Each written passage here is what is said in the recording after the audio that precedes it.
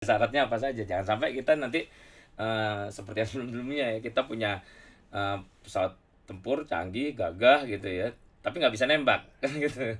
Tapi ya namanya Amerika, tentu pembelian itu juga jangan kita sambut happy dulu.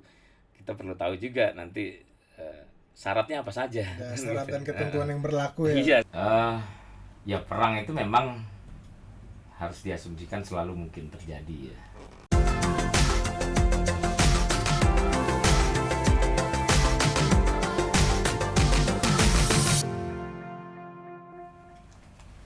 Tribuners, kembali dalam Tribun Corner kali ini bersama saya Malvin. Kesempatan kali ini kita akan berbincang bersama pengamat militer dari Institute for Security and Strategic Studies atau ISES, Bang Khairul Fahmi. Selamat sore Bang, sehat Selamat Bang? sore, sehat. Dengan Bang Fahmi, kita kali ini akan mengulas soal urgensi keputusan Menteri Pertahanan Prabowo Subianto membeli 42 unit jet tempur Rafale dari Prancis. Pembelian pesawat buatan Dassault Aviation ini ditaksir harganya mencapai ratusan triliun. Ini merupakan satu dari 5 kerjasama di bidang pertahanan yang disepakati setelah pertemuan Prabowo dengan Menhan Prancis Florence Parly di Jakarta. Benarkah pesawat ini merupakan strategi pemerintah Indonesia untuk menghalau agresivitas Tiongkok yang semakin menjadi di Laut Natuna? Atau sekadar hanya bagian dari modernisasi pesawat tempur TNI Angkatan Udara yang sudah semakin menua? Tanpa panjang lebar, kita akan membahas dan mengulas habis tentang pembelian pesawat tempur ini dengan Bang Fahmi. Bang Fahmi, bagaimana Anda melihat pembelian pesawat tempur Rafale yang dilakukan oleh Pak Prabowo belum lama ini? Apakah ini hanya sekedar modernisasi alutsista Angkatan Udara yang bertua, atau memang ini merupakan antisipasi pemerintah melihat sikap dan langkah Cina yang semakin agresif di Laut Natuna Selatan? Silakan Bang. Iya. Ya perang itu memang harus diasumsikan selalu mungkin terjadi ya. Jadi karena perang diasumsikan begitu ya, kita kemudian salah satunya adalah harus mempersiapkan diri sebaik-baiknya, membangun pertahanan yang kuat dan yang efektif gitu ya. Sehingga dalam hal ini tentu saja menghadirkan alat-alat perang, alat-alat utama sistem senjata ini ya menjadi keharusan bagi negara-negara yang sebenarnya tidak ingin perang juga gitu ya, tapi karena kalau mereka pertahanannya lemah, mereka tidak punya posisi tawar untuk kemudian bisa berdialog dan kemudian mencegah terjadinya perang. Nah, dalam hal ini pembelian Rafale ini memang ya pasti memikirkan aspek lingkungan strategis, termasuk dinamikanya baik di utara maupun di selatan kawasan Indonesia ini. Nah, tapi kita belum sampai ke sana ya. Artinya pertimbangan itu bukan yang utama. Pertimbangan yang utama kita adalah tadi modernisasi, dan ini bukan sekedar modernisasi juga. Sebagian besar alutsista udara kita ini usianya sudah cukup lanjut, sehingga secara kapabilitas ya nggak kapabel kan gitu, sehingga ini perlu diperbarui, dilengkapi dan ditambahkan gitu ya kemampuannya supaya kapabilitas pertahanan udara kita meningkat gitu. Jadi kita belum sampai mikir melihat Cina yang bermanuver di kawasan utara, atau Australia yang bikin kesepakatan-kesepakatan dengan dengan Amerika dan Inggris misalnya. Kita belum melihat itu sebagai yang utama, tapi prioritas kita adalah memperkuat kapabilitas pertahanan kita terhadap ancaman dulu. Artinya kita nggak mikir perangnya, kita nggak mikir juga apakah kita bisa bertahan terhadap serangan-serangan atau tidak, itu nanti dulu. Tapi yang paling penting adalah kita membangun kekuatan. Ini 42 unit ini kan angka yang cukup banyak ya Bang, apalagi di saat yang bersamaan Indonesia dengan Korea Selatan juga tengah membangun pesawat tempur bersama yang disebut KF-21 Boramai. Ini nanti gimana nasib yang pesawat tempur yang dibangun bersama Korea Selatan ini? Karena kan Rafale kalau misalnya nanti jadi dibeli dalam jumlah yang banyak itu kan akan menghabiskan anggaran. Belum lagi tawaran pemerintah Amerika nawarin F-15 IX ke Indonesia. Oke. Secara faktual yang sudah disepakati itu adalah pembelian 6 unit pesawat Rafale ya. Jadi dari 42 unit yang disebutkan dalam kontrak atau dalam statement Menteri Pertahanan Prancis Parly dan Pak Prabowo itu sebenarnya yang faktual kan baru 6 unit ya. Sisanya itu akan direalisasikan secara bertahap dan jangka panjang ya, tentu juga harus menyesuaikan kemampuan pembiayaan dan anggaran negara kan begitu. Karena ya kita membutuhkan ruang fiskal yang cukup luasa ya untuk bisa belanja alutsista ini, sehingga justru dengan memperhitungkan keterbatasan anggaran yang kita miliki dari rencana 42 unit itu ya memang baru 6 yang direalisasikan. Jadi kita belum bisa bicara 42 unit, kita baru bisa bicara 6 unit, dan 6 unit itu pun juga kan itu tidak langsung sekaligus dibayar lunas tunai di depan gitu kan, enggak. Jadi ada tahapan-tahapannya pembayaran Bayar itu DP dulu. sampai kemudian 100% ketika ya pesawat itu sudah mendarat di Indonesia gitu kan. Dan itu diperkirakan sekitar ya 56 bulan lah gitu ya. 5 tahun kurang kan gitu. Jadi ya mungkin saja nanti pada waktu pesawat itu datang menterinya sudah bukan lagi Pak Prabowo gitu yang nyambut ya. Jadi saya kira kalau skema-skema pembelian maupun pembangunan alutsista yang sedang berjalan ini, saya kira ini tidak akan terganggu dengan kehadiran Rafale. Bahkan setelah ini kan kita juga mungkin dalam waktu dekat juga akan melihat kesepakatan pembelian F-15IX, sehingga ya saya kira Kementerian Keuangan, Bappenas dan Kementerian Pertahanan saya kira juga sudah memperhitungkan lah ya bagaimana mengatur jadwal-jadwal pembayaran di antara sekian banyak kegiatan yang sedang berjalan ini, supaya tidak menjadi masalah dan membebani anggaran kita. Banyak media, terutama media asing di Malaysia, yang mengatakan pembelian Rafale, F-15, Scorpion, terus belum lagi nanti akan kehadiran Boramae, pesawat tempur buatan bersama Indonesia dan Korea Selatan, itu akan mengubah keseimbangan kekuatan di ASEAN. Indonesia yang tadinya awalnya hanya biasa-biasa saja, mungkin disebut-sebut akan memiliki kekuatan udara yang bisa dibilang paling kuat di Asia Tenggara, sehingga nanti keseimbangan kekuatan ASEAN yang selama ini terjaga akan berubah. Anda setuju dengan pendapat itu, Bang? Ya, lingkungan strategis itu kan dinamis tadi ya. Lingkungan strategis dinamis. Ada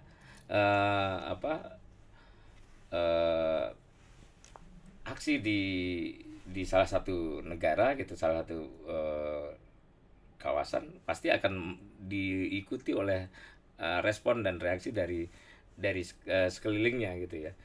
Indonesia juga tentu saja harus mengikuti dinamika itu, walaupun kita tidak sedang dalam konteks berlomba ya dengan negara-negara lain, tapi kita kan punya pandangan, punya perspektif sendiri terhadap dinamika lingkungan strategis kita, dan kita tentu saja harus mengantisipasi ancaman-ancaman yang kita yang potensial kita hadapi di masa depan, sehingga ya ini jawabannya adalah kita membangun postur pertahanan yang kira-kira memadai lah untuk setidaknya membentengi diri ya, untuk menegakkan kedaulatan dan menjaga keutuhan negara. Baru itu sih sebenarnya pikiran Indonesia. Kita kan baru berencana sebenarnya kalau Malaysia bicara begitu ya sebenarnya kurang tepat sih ya. Kita ini kan baru berusaha mencapai kekuatan pokok minimum, bukan yang ideal gitu ya. Kita kekuatan pokok minimum MIF ya, yang sudah direncanakan sejak periode yang kemarin, tapi sempat masa periode pertama Pak Jokowi sempat stuck ya, tidak ada belanja yang signifikan, sehingga sekarang kita mulai merealisasikan beberapa hal yang tertunda kan gitu, sehingga ya kalau Malaysia bilang ini akan apa namanya, akan memicu ya perlombaan senjata lah kan gitu ya Iya. di kawasan Asia Tenggara. Sebenarnya bukan Indonesia pemicunya, ya kan. Siapa biasanya, Bang? Ya artinya eh, ya yang jelas dinamika di utara dan selatan tadi saya bilang kan apa namanya, Ada AUKUS, ada Cina. AUKUS di selatan, tapi AUKUS saja saya kira tidak cukup untuk meningkatkan ini ya, meningkatkan ancaman. Kemudian tapi ada juga dari utara di laut Cina Selatan.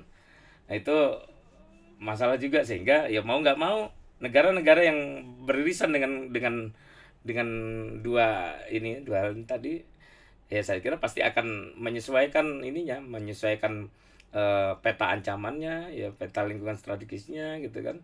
Kemudian memetakan ulang juga rencana-rencana kebutuhan mereka terkait dengan apa namanya, postur pertahanan tadi, sehingga dampaknya ya tentu saja menyiapkan anggaran yang apa namanya, yang proporsional dan belanja kan gitu.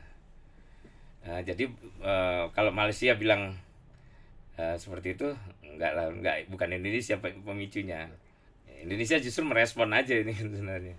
Nah, satu lagi nih, Pak. Ini yang menarik ini kan hanya hitungan jam setelah Pak Prabowo dan Menhan Prancis menandatangani kontrak pembelian 6 Rafale kan, tiba-tiba Washington memberikan izin pembelian 36 pesawat F-15. Ini kira-kira motifnya Amerika apa ini? Kok tiba-tiba dia memberikan izin? Apa jangan-jangan pengen ngejegal Prancis sama ketika Prancis kehilangan kontrak pembelian kapal selam dengan Australia, atau memang Amerika ingin memasukkan Indonesia sebagai bagian dari sekutunya untuk menghadapi Cina? Enggak, ini sebenarnya belanja yang sudah direncanakan juga ya. Pada waktu sejak sejak Pak Prabowo menjabat Menhan kan sudah berapa kali keliling ke negara-negara produsen alutsista ini, termasuk ke ke Eropa, ke Amerika, dan ya, ke Jepang bahkan juga kan gitu. Jadi dalam kunjungan-kunjungan itu sudah ada pembicaraan sebelumnya. Nah, kalau ini, dan juga ini bukan sesuatu yang tiba-tiba, ini sudah terjadwal, dan memang Rafale duluan prosesnya, kemudian Amerika juga memang sedang berproses, dan kebetulan saja memang berdekatan jarak ininya ya, kalau saya kira memang berdekatan jarak pembahasannya gitu ya, sehingga setelah Rafale ini tentu saja nanti mungkin dalam 1-2 bulan ke depan ya sudah akan ada realisasi kontrak F-15X mungkin kan gitu. Hingga, dan itu bukan pembicaraan yang singkat, ini pembicaraan yang memang panjang gitu. Dan ya sejauh yang saya ketahui pembicaraannya memang ya serius ya baik dengan Prancis maupun dengan Amerika sebelumnya ya, sehingga kalau dikatakan apakah ini untuk menjegal Prancis, ya saya kira enggak. Mereka pasti tahu juga bahwa Pak Prabowo juga berkomunikasi dengan Amerika juga tahu kalau Pak Prabowo juga berkomunikasi dengan Prancis gitu kan. Nah, saya kira jadi kalau dikatakan bahwa ini saling ya aksi jegal menjegal gitu, enggak lah. Tapi kalau soal F-15 ini kan kayak kita tahu kan nggak semua negara punya atau diizinkan sama Amerika ya. Kalau kita lihat di listnya aja penggunanya itu hanya beberapa negara, kayak sebut saja Israel, Arab Saudi, Korea Selatan, Jepang. Nah, ketika Indonesia sudah memiliki F-15 atau diizinkan membeli F-15, apakah secara de facto ini Indonesia sudah menjadi bagian dari sekutu Amerika Serikat? Enggak, kita kan enggak pernah, kita tetap masih ya menganut politik luar negeri yang bebas dan aktif kan gitu. Jadi kita tidak membangun aliansi ya dengan Amerika. Kita bahwa kita bermitra ya, kita bersahabat dengan Amerika, iya. Kita juga punya apa namanya, bukan bukan baru pertama kali belanja alutsista dari Amerika, ya kan. Sama dengan Prancis juga, kita bukan baru pertama kali ini Rafale ini kita punya kerjasama dengan Prancis. Tapi apa namanya, bahwa Amerika menganggap Indonesia adalah mitra strategis di kawasan ini, iya. Ya dari istilahnya ya, daripada eh, apa kemudian Indonesia makin condong ke salah satu ke Cina lah ke katakan. Cina begitu ya, itu kan mending ya, artinya persahabatannya dijalin. Salah satu bentuk ini ya, komitmen persahabatan itu adalah dengan apa, dengan memberikan izin pembelian F-15EX ini. Tapi ya namanya Amerika, tentu pembelian itu juga jangan kita sambut happy dulu. Kita perlu tahu juga nanti syaratnya apa saja. Ya, syarat Gitu. dan ketentuan yang berlaku ya. Iya, syaratnya apa saja. Jangan sampai kita nanti seperti yang sebelum-sebelumnya ya, kita punya pesawat tempur canggih, gagah gitu ya, tapi nggak bisa nembak kan gitu. Atau nggak siap tempur gitu ya, cuman siap terbang tapi nggak siap tempur. Gitu. Tadi Anda juga sudah menyinggung soal politik Indonesia yang bebas aktif. Itu masih relevan nggak sampai sekarang? Ketika misalnya di kawasan kita ini, di ASEAN ini, hari ini berhadap-hadapan dua kekuatan besar, Amerika Serikat dan Cina. Kalau Indonesia katakanlah netral-netral saja gitu, apa nanti tidak berbahaya kalau ketika kedua negara ini terlibat perang terbuka atau pecah konflik? Karena biasanya yang netral-netral aja kalau ketika perang itu akan jadi musuh bersama gitu. Ya kita kan nggak bukan netral ya, kita bersikap. Tapi kan bagian dari sikap kita itu adalah bebas dan aktif, artinya kita independen menentukan sikap. Artinya kita hari ini kita mau ngobrol sama Cina ya, ya wajar aja gitu ya. Kita besoknya atau setelah dari Cina terus kita mampir ke Amerika ya silakan gitu. Ininya artinya kita berpandangan bahwa kita apa namanya, berhak menentukan sikap kita, pilihan kita atas atas apa yang apa namanya, apa yang terjadi, apa yang opsi-opsi yang ada ini kan. Ini yang kita pegang teguh gitu ya, supaya kalau netral itu beda gitu ya. Kalau netral ini kan kita abstain nih, kita diem aja gitu. Kalau ini kan enggak, kita ada kata aktifnya nih.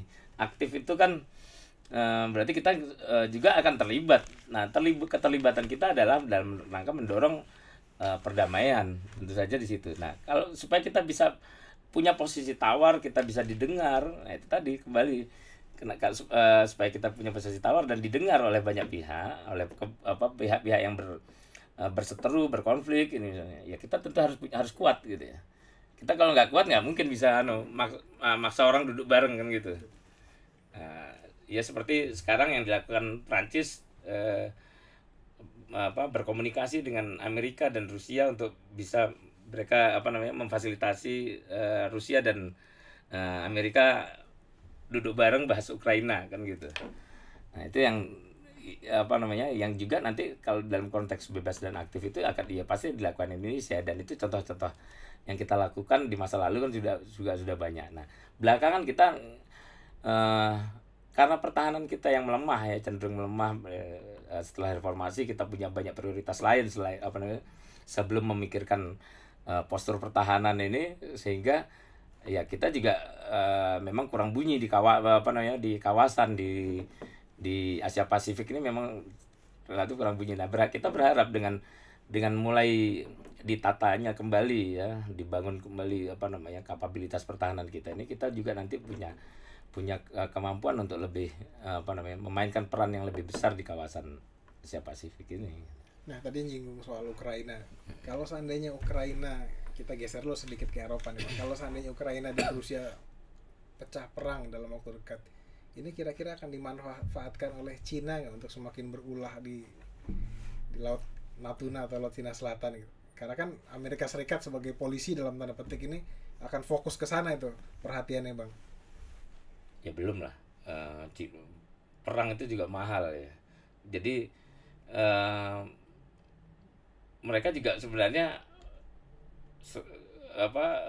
selalu akan mencari cara untuk menghindari terjadinya perang, karena bagaimanapun perang itu akan eh, lebih banyak ruginya daripada untungnya gitu ya, karena apa ya, menguras tenaga, memakan korban gitu ya, infrastruktur rusak, sehingga eh, ya yang dilakukan sekarang ini kalau saya lihat sih masih eh, dalam kapasitas ini ya, dalam konteks eh, ya saling ini aja, saling provokasi gitu ya, saling provokasi, sama yang terjadi di kawasan utara ini juga, di laut Cina Selatan ini juga masih bentuk-bentuk provokasi aja, dan itu eh, hanya saya kira belum akan sampai kemudian terjadi apa namanya, terjadi Konflik terbuka. konflik terbuka gitu ya. Dan kalau terkait kita sendiri kan juga bukan claim state sebenarnya di apa namanya, di kawasan perairan Laut Cina Selatan ini kan, sehingga ya yang paling penting itu sekarang kita ngamanin pagernya dulu lah gitu. Bang, sambil minum bang. Oke.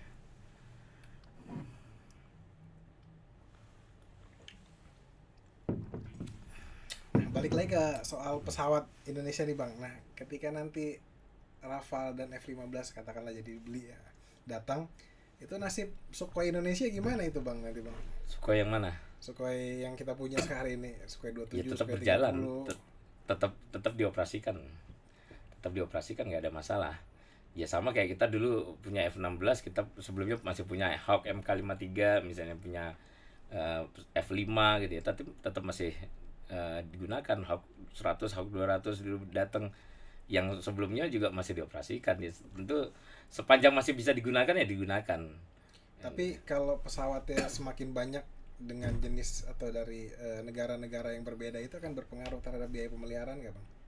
Kan masing-masing sudah sudah punya eh, punya perhitungan ininya ya Pak, biaya pemeliharaannya masing sendiri ya. Tentu memang ada perbedaan ya dalam hal apa biaya pemeliharaan di, ya tentu pelihara 10 dan dengan jenis perawatan yang sama kan tentu berbeda ininya ya, nilainya dengan cuman punya lima tapi apa harus dipelihara di bengkel yang berbeda, dengan kru yang berbeda, dengan alat yang berbeda gitu kan. Nah, tentu ada ini ya, ada konsekuensi biayanya, tapi kita memang harus ambil itu.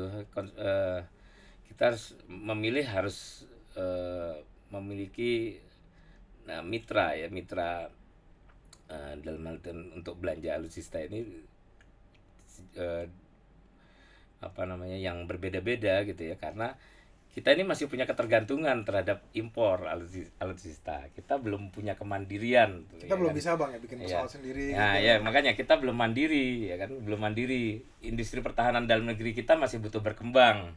Nah, untuk itu kita butuh apa namanya, pengetahuan yang lebih banyak, apa namanya, lebih juga masih butuh transfer teknologi dari beragam negara produsen alutsista ini gitu kan. Sehingga kalau kita mengandalkan Amerika saja atau Rusia saja, kerugian kita adalah kita tidak mendapat transfer teknologi dari negara-negara produsen yang lain gitu kan. Sehingga kita memang perlu ini apa namanya, perlu berkaya. Makanya sekarang ini kan pada saat yang bersamaan, hampir bersamaan, kita kita belanja kapal dari Inggris, dari Itali, terus kemudian ini pesawat kita ambil dari Perancis dan Amerika sekaligus. Kemudian nanti juga ada apa namanya, ada pesawat yang sedang dibangun juga bersama Korea, ada nanti juga belanja dari Jepang gitu kan.